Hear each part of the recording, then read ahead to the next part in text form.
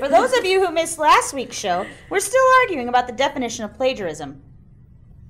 I think that we're going to stick to how UTEP English department defines it. Well, it's kind of simple, but it will work. According to the UTEP English department's plagiarism policy, plagiarism is defined as the use of another person's ideas or words without giving proper credit. Idea being the proper word here. Plagiarism is not just about stealing someone else's words, it's about taking someone else's ideas because you're too lazy to come up with it on your own. I think lazy's a little harsh. Oh no, I don't think it's harsh. In some cases, it's the truth. Don't even get started on that again. Okay, so we have a working definition. The use of another person's ideas or words without giving proper credit.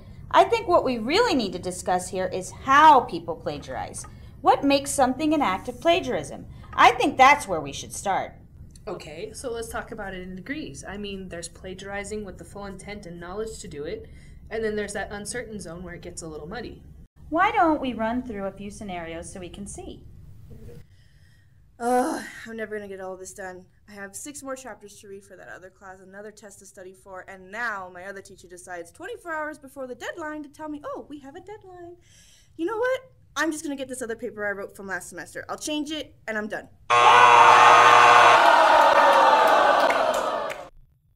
Okay, so how is that plagiarism?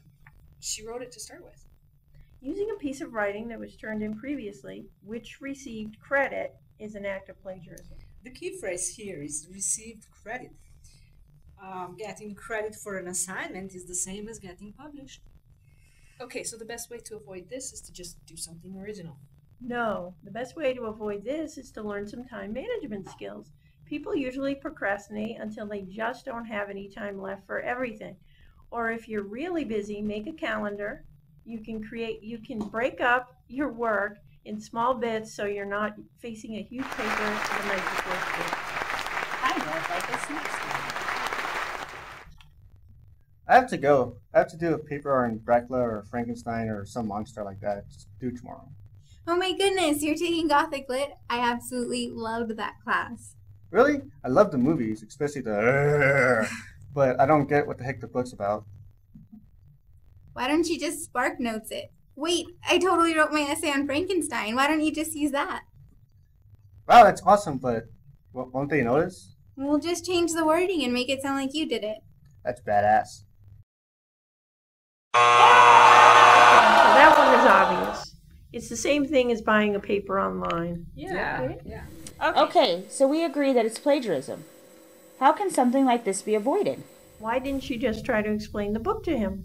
That's a really good idea. Instead of just giving up, you could ask for help. Most professors are happy to help, and most of the time there are other students who are just as confused. Everyone learns from it, and no one has to get sent to Ryan Holmes. Let's not get ahead of ourselves. Okay, so we've seen some examples of outright plagiarism, but we all know that sometimes it's not so black and white. Right. Sometimes it's just a matter of not knowing how and when to cite something in your paper. If you didn't think it, cite it. That's a really good thing to remember. So of course we all know if you use a direct quote, a word-for-word copy of what the original source says, then it has to be cited.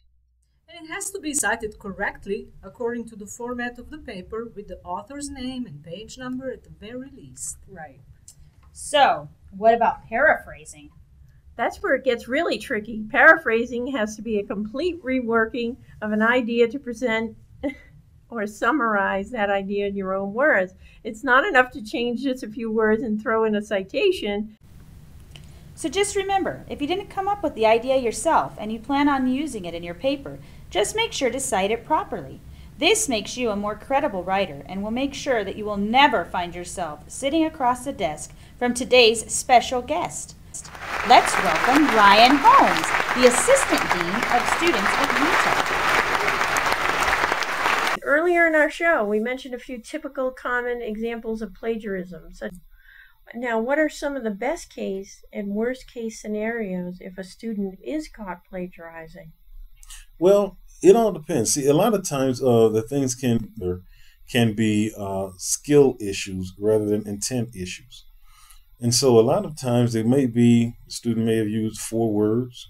Could be that the students used 4 sentences.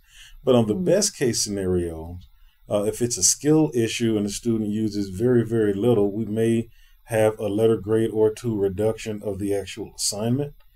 Some of our middle of the road type of things, there may be a 0 for the actual assignment itself, because we don't want the student to have a failing grade for the course overall if they can be avoided, because actually it's supposed to be an educational situation.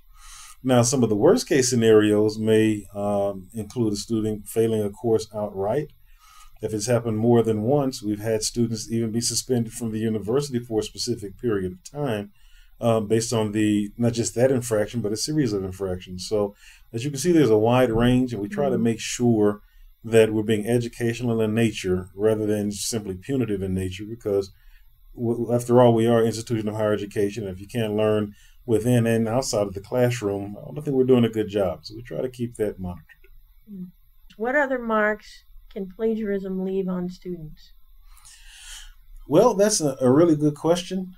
Now, when it comes down to, aside from the 0 on the paper or the course or suspension and those types of things, you have some programs that if a student is caught in academic dishonesty or plagiarism, they may get dropped from the program. It may keep a student from being licensed. I think programs like engineering or nursing, those types of programs take their ethics very seriously, and a student may not be able to continue. Also, on another level, a student is not necessarily able to show exactly what he or she knows, and may not be in the best position to actually have the knowledge attainment that we're hoping that they have. So you may have a degree and still might not understand the subject matter, which doesn't really help you out in the long run if you're hired in an area that is expecting you to have a certain level of expertise. So those are some of the other things that can happen outside of the direct consequences, such as those things that will affect your grade.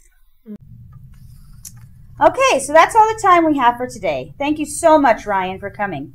Just remember, if you didn't think it, cite it.